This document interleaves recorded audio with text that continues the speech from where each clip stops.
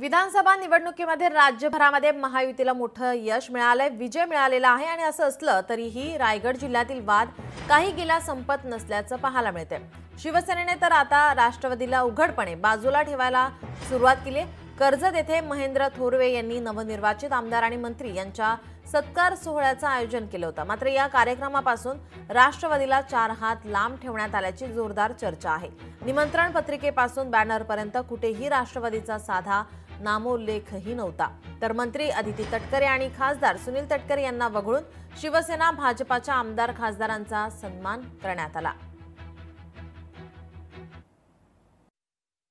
जोपर्यंत आमची नियत आणि नीतिमत्ता आहे तोपर्यंत आम्हाला कोणी हरवू शकत नाहीये।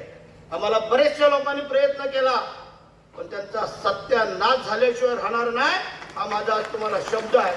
आम्ही काय केलं होतं, जर आमचे रवी पाटील दळवी साहेब आम्ही जर नसतो तर आज तुमची काय अवस्था झाली असती लक्षात ठेवा। आमच्या तिघांचा लीड पकडा आणि मग सांगा तुम्ही, थोडी तरी जाणीव मानायची नाही जनाची। आणि ह्या निवडणुकीत तर अप्पासाहेब बारणे आमचे खासदार साहेब शेवटच्या माझ्या अलिबागच्या सभेला होते।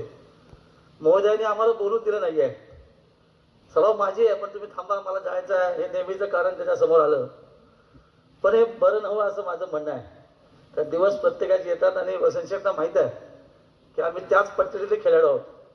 कधी ना कधी तरी ती वेळ नक्की येणार, त्याची वाट आपण सगळ्यांनी निश्चित बघूया। पण महेंद्रने केलेलं 5 वर्षाचं काम खऱ्या अर्थाने त्याला योगदान देऊन निश्चित केलं।